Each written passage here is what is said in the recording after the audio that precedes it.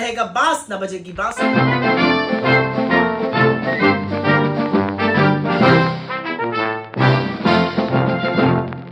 अजब मध्य प्रदेश में गजब हो गया। यहाँ के 30 लाख के करीब बेरोजगार एक झटके में खत्म हो गए। मध्य प्रदेश देश का सिर्फ ऐसा अकेला राज्य है जिसने इसे कर दिखाया है। आप हैरान होंगे कि भाई मध्य प्रदेश की सरकार ने ऐसा क्या कर दिया कि रातों रात लाखों युवकों को रोजगार दे दिया। ऐसा कौन सा दफ्तर खोल दिया या फैक्ट्री लगा दी कि एक साथ 30 लाख युवाओं को रोजगार मिल गया। लेकिन रुकिए, मध्य प्रदेश में भले बेरोजगार खत्म हो गए हों, लेकिन बेरोजगारी वैसी ही है। 30 लाख युवा अभी भी नौकरी के इंतजार में हैं। यानी मध्य प्रदेश सरकार ने सरकारी फाइलों से बेरोजगारी शब्द ही हटा दिया है। मध्य प्रदेश की मोहनलाल यादव की सरकार नाम बदलने में तो माहिर है ही, ऐसे में उसने बेरोजगारी खत्म करने का यह नया नाम बदलू तरीका निकाला है। जनता जिंदाबाद के इस अंक में आज हम इसी मुद्दे पर चर्चा करेंगे कि नाम बदलने से क्या बेरोजगारी की समस्या का अंत हो गया। मध्य प्रदेश सरकार की नामकरण नीति ने अब एक नया मोड़ ले लिया है। मोहन यादव सरकार ने पहले सड़कों के नाम बदले, फिर स्टेशनों के, फिर जिलों के, और अब बेरोजगारी की भी रीब्रांडिंग कर दी है। अब राज्य में बेरोजगार नहीं, आकांक्षी युवा कहे जाएंगे। चौंकिए नहीं, सरकार ने बाकायदा इसकी जानकारी भी जारी कर दी है। दरअसल मध्य प्रदेश विधानसभा में विपक्ष की ओर से सवाल पूछा गया था कि राज्य में कितने बेरोजगार हैं। इस पर मध्य प्रदेश के कौशल विकास मंत्री ने जवाब दाखिल किया कि सरकार के पोर्टल पर बेरोजगारों की संख्या नहीं रखी जाती है, इसकी जगह पर इनका नाम आकांक्षी युवा रखा जाता है। आप आंकड़ों पर गौर कीजिएगा। मध्य प्रदेश में जुलाई 2023 तक 25,85,000 बेरोजगार युवा थे। माफ कीजिएगा, आकांक्षी युवा थे। 6 महीने में यह संख्या बढ़कर 26,17,000 के करीब पहुंच गई और मार्च 2025 में ये संख्या 29,37,000 तक, यानी माने तो करीब 30 लाख के करीब पहुंच गई है।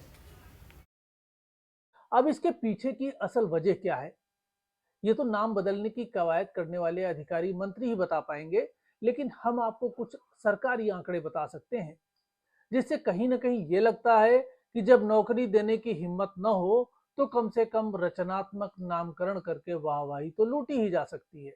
बढ़िया है, न रहेगा बांस न बजेगी बांसुरी। न बेरोजगार रहेंगे, न उनका रोजगार बनाने का टेंशन सरकार को लेना पड़ेगा। सुनने में आ रहा है मोदी जी को यह आइडिया बहुत पसंद आया और अब इसको पूरे देश में लागू करने पर विचार चल रहा है। वैसे भी 11 साल में जुमलों और लफाजी के अलावा किया ही क्या है, तो अब यही एक तरीका है बेरोजगारी खत्म करने का। बेरोजगारों का नाम ही बदल कर रख दो। बेरोजगारी बढ़ रही है, लेकिन मध्य प्रदेश में बेरोजगार घट रहे हैं, या कहना चाहिए बेरोजगार खत्म हो गए हैं। सरकार की ये निंजा टेक्निक आखिर केवल मध्य प्रदेश में ही क्यों सीमित है?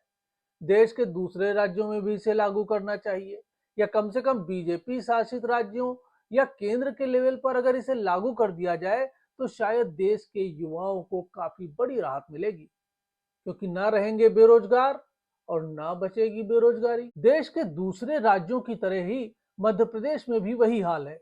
सरकारी चपरासी की पोस्ट के लिए हमें एमए, पीएचडी और इंजीनियरिंग होल्डर युवा भी लाइन में खड़े नजर आते हैं। इसकी वजह क्या है?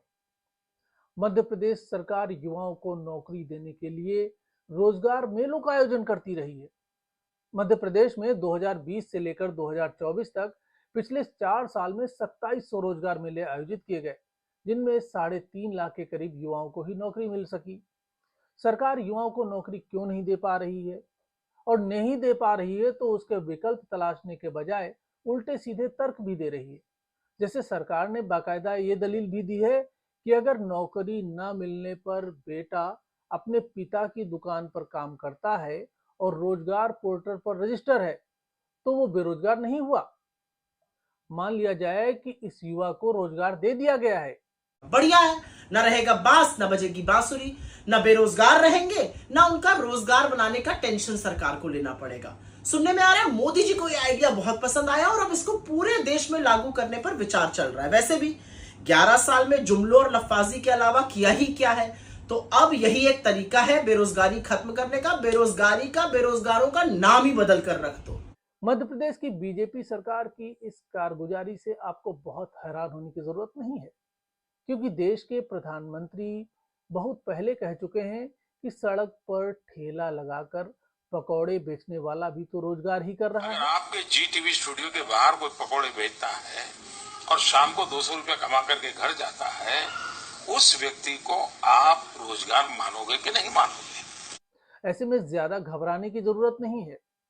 आपके पास इंजीनियरिंग या मैनेजमेंट की डिग्री होने के बावजूद अगर आपको नौकरी नहीं मिल रही है तो कोई बात नहीं, इन डिग्रियों को शीशे में मढ़वा लीजिए और अपनी चाय पोहे की दुकान के आगे इन डिग्रियों को टांग कर सरकार को बता दीजिए कि आप भी परेशान मत होइए हुजूर, अपना घर परिवार देखिए।